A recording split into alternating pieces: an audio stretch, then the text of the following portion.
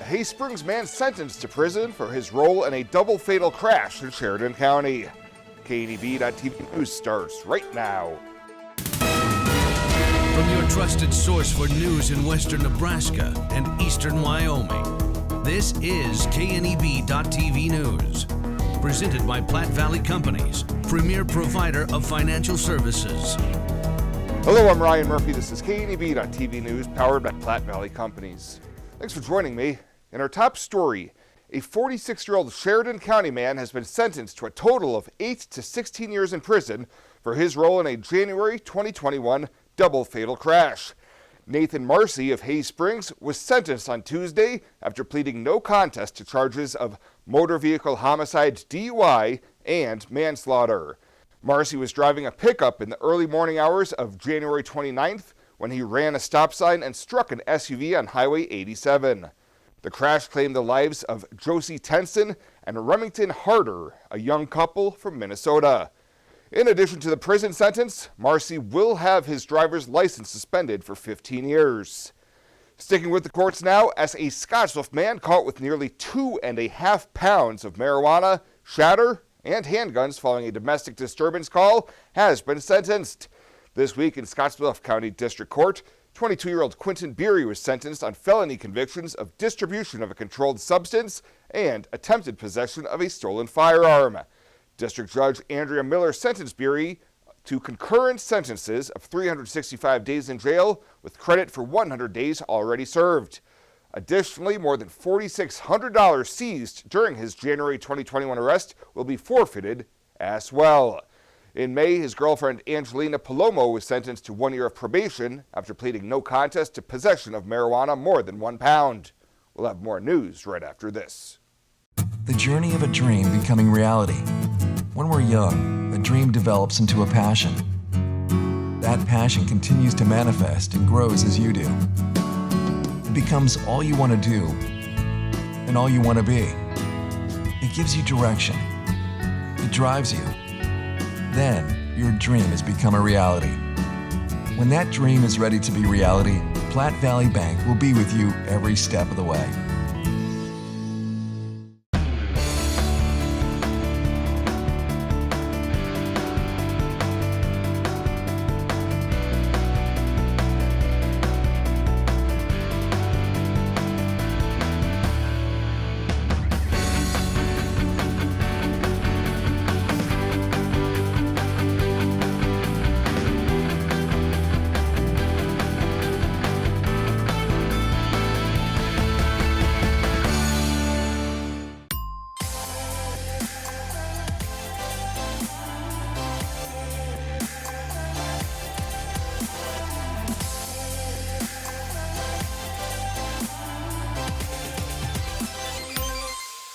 But yeah, I love working on the grill. I'll flip my burgers with season on them, I press them again. It's just really satisfying seeing how beautiful they turn out.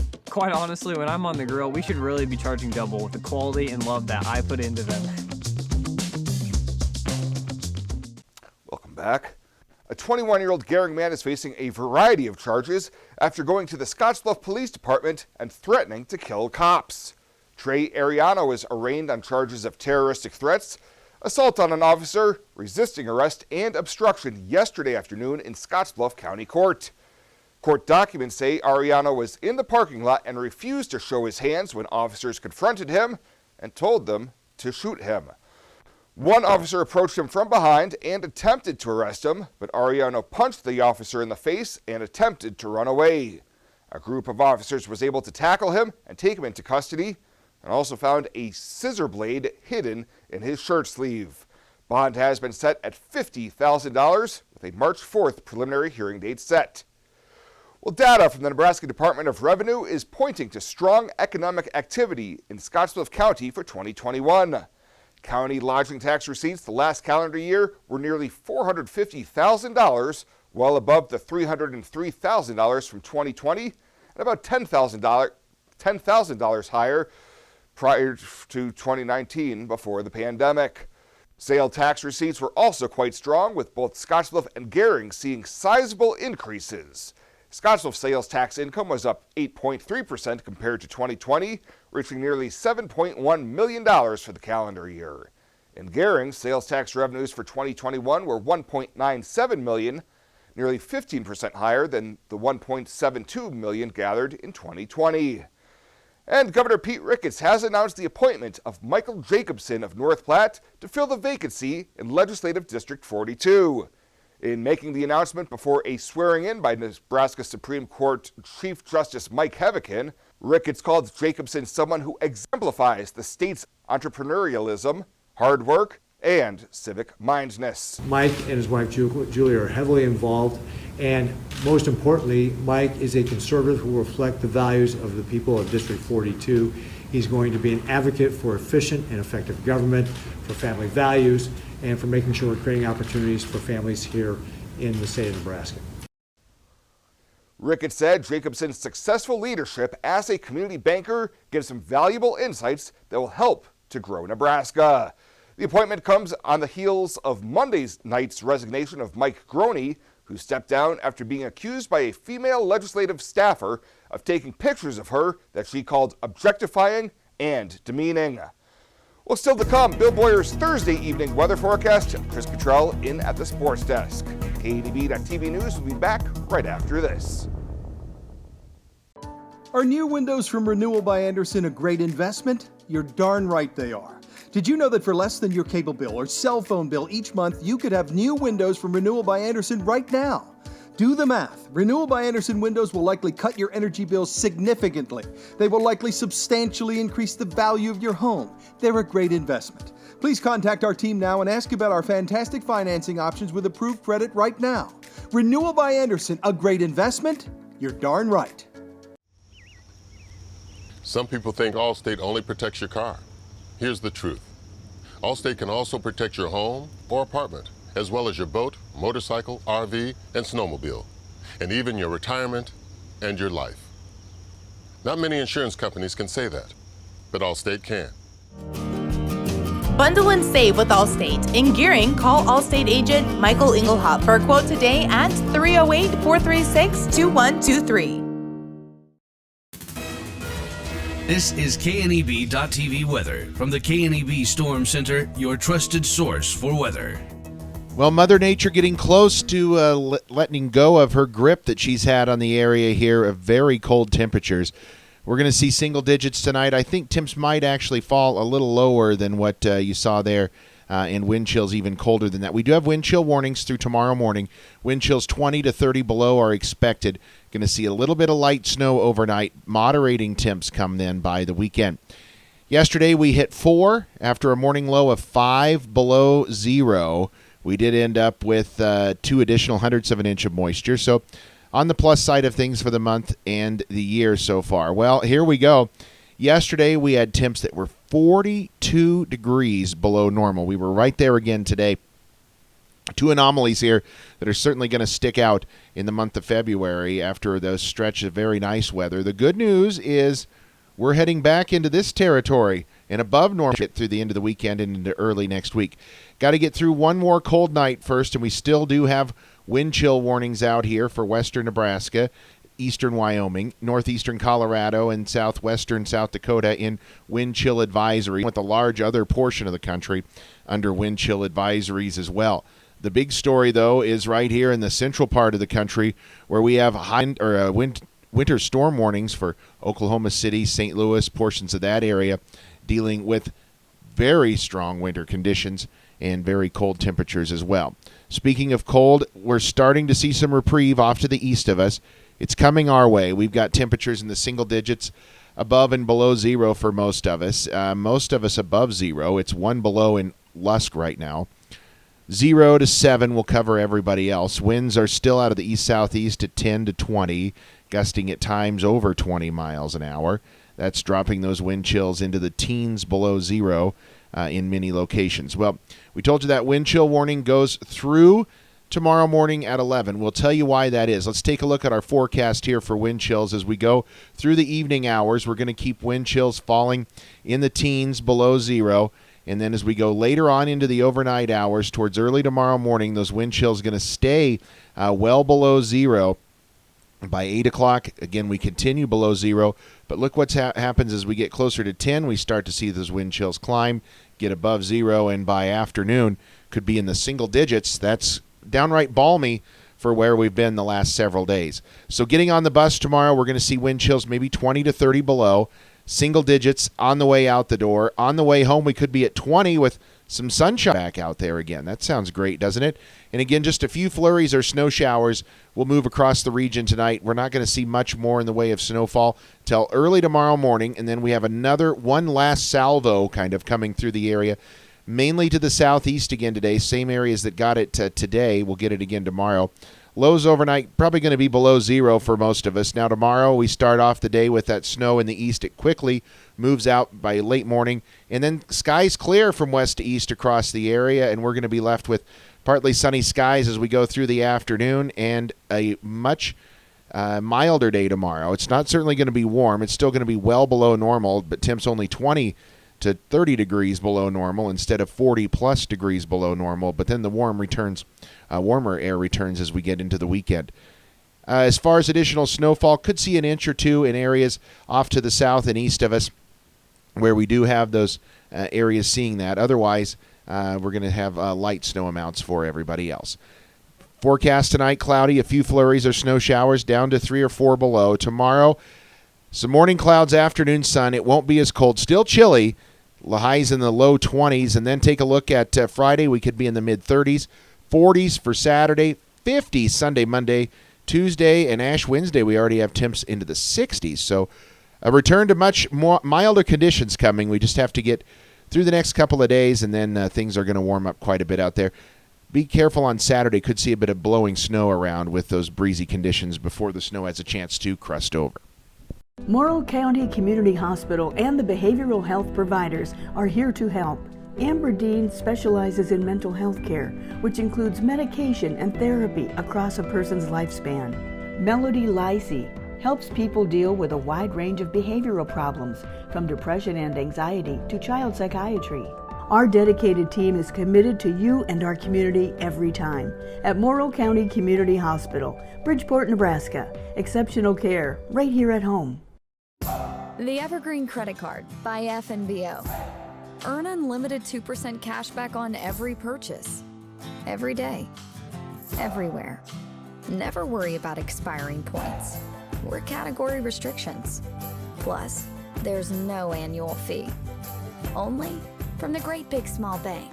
A bank ever ready for you to earn more, wherever life leads. Evergreen by FNBO.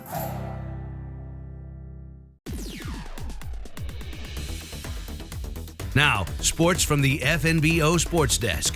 FNBO, the Great Big Small Bank.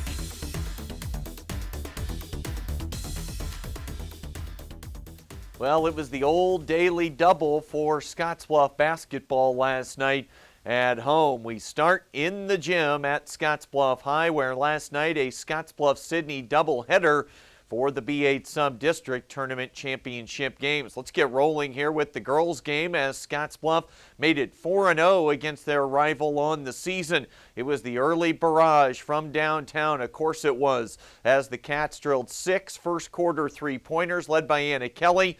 She was on an early heater with 3 herself, and Peyton Burdick connected on a pair. Scottsbluff just slowly stretched the lead out as the night moved along, and they put a stranglehold on things in the third quarter with another flurry from behind the arc. Bang, bang, bang. Berta and Kelly doing the damage again after a mini run by Sydney. Got them back into it for a minute. How about Shea Willits coming off the bench with a driving bucket early in the fourth quarter? Scottsbluff pulls away to win it 71-59. They set a new single-season school record with 22 wins. It's been a special kind of year and group, and they're right back to it tomorrow night. Quick turnaround for a district final. They'll be home to take on Waverly. We'll have TV and radio coverage starting at 5:45. Opening tip is scheduled for 6 o'clock. It has not gone well for the Sydney boys against Scottsbluff this season. The Cats last night improved to 3-0 against the rival Red Raiders, and the 3 wins have come with 38-32, and then last night a 30-point margin. A big second quarter that featured, again, the long ball, this time for the Scottsbluff boys. Kellen Harris Tate Talkington and Tyler Hari combined to hit 4 in the second quarter. They go up big, leading in halftime 43-26. Didn't get any closer in the second half. Harris finished with the big night, scoring with 24 points. Hari had 16 as the Bearcats win it going away 79-49, their 19th win of the campaign. Scottsbluff will host Seward in a district final on Saturday afternoon. We'll have TV and radio for that one starting at 1:45, opening tip at 2 o'clock. So here's the way the district finals break down for area teams. On the girls' side, despite the loss, Sydney's in. Gearing also in, but they won't play until next Tuesday night for that road game at Norris. Bridgeport tomorrow night plays North Central in North Platte. Boys Saturday shaking out with Scottsbluff and Sydney, both at home. Gearing will be on that long road trip to play at top seed Omaha Skutt Catholic.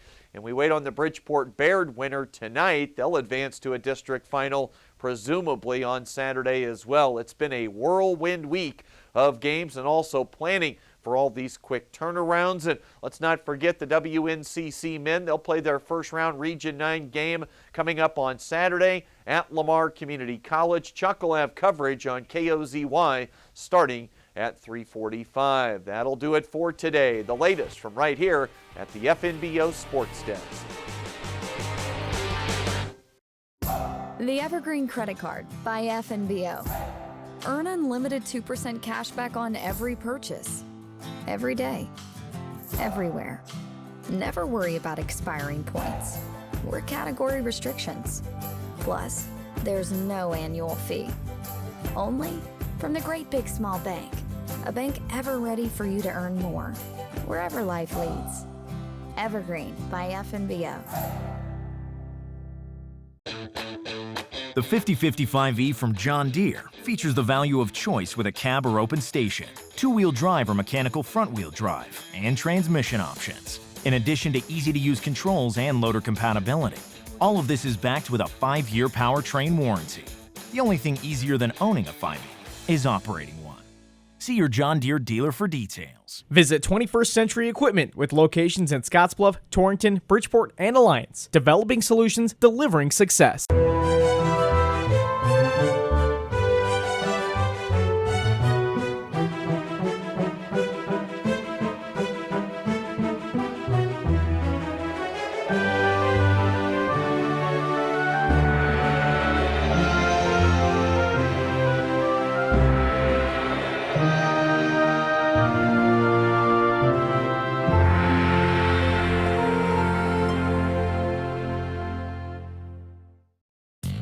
Well, let's take a look what's happening on today's community calendar.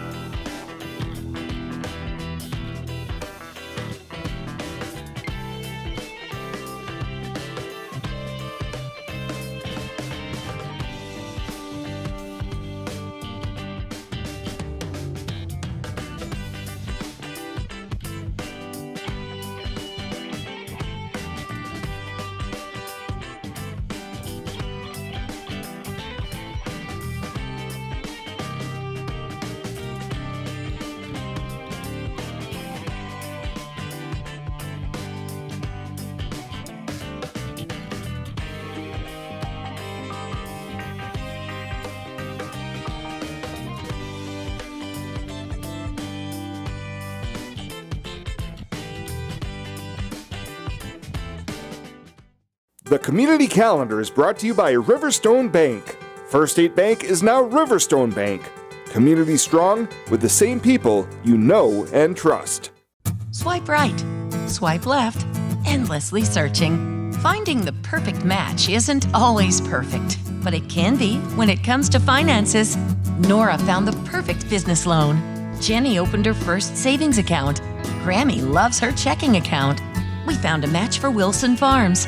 The Sandersons were matched with a mortgage. Regardless of your financial situation, Platte Valley Bank will match you with the perfect solution. Find your match at Platte Valley Bank. And finally tonight, methodical progress is continuing in Bayard on the goal of opening a grocery store that would be owned and operated by a cooperative of residents from in and around the community. This week, a citizen steering committee elected the first board of directors for the effort, ratified a set of bylaws, and approved opening a bank account. Board President Gary Little tells KNB News the committee had been working with University Extension representatives to make sure the process was correct. We had to do it in that order, and that it was all necessary in order to abide by the state laws in order to move into this cooperative effort to do the grocery store. Little says it will take more time before the Chimney Rock Grocery Cooperative would be ready to open the doors on a building.